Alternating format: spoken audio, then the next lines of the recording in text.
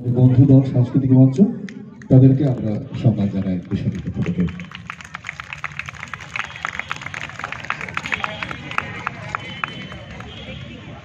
অনেক ধন্যবাদ তোমাদের, খুব ভালো থেকে তোমরা।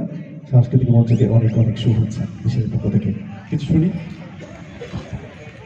কোনো কথা নয়, একটাই কথা, দিশারি হিপি পড়ে আসলে মানুষই আমার বন্ধু বোন, এবং ও সত্যি করে দেখাচ্ছে। মহিলারা যে পারে এটাই হচ্ছে বিভিন্ন অনেক স্ট্রাগল করেছে মেয়েটা জীবনে। সত্যি আজকে এই জায়গাটা তৈরি করতে একদিনে আসেনি, বিভিন্ন অনেক স্ট্রাগল করার পর আজকে এই আমরা কৃষ্ণনগরবাসী এত সুন্দর একটা অনুষ্ঠান পাচ্ছি, এবং বিভিন্ন প্রদেশের যে নৃত্য আমরা দেখতে পাচ্ছি, এর জন্য সত্যি ওর কাছে আমরা কৃতজ্ঞ।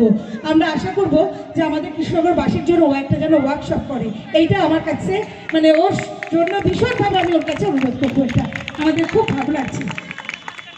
অবশ্যই কথা দিলাম, সামনেবার আমরা নদিয়া পার্বণের পার্ট হিসাবে ওয়ার্কশপটা করব, সবাই মিলে একসাথে আমরা ওয়ার্কশপগুলো। হ্যাঁ অবশ্যই, কারণ বাইরের থেকে যারা আসছে তারাও তো আমাদের কিছু দিয়ে যাক এই নদিয়ার মাটিতে। আমিও চাই এবার অ্যাকচুয়ালি বহু বছর পরে, কোভিডের পরে আমরা নিজেদেরকে দাঁড় করাতে বেশ অনেকটা সময় লেগে গেছে, তো শুরু হয়ে গেছে।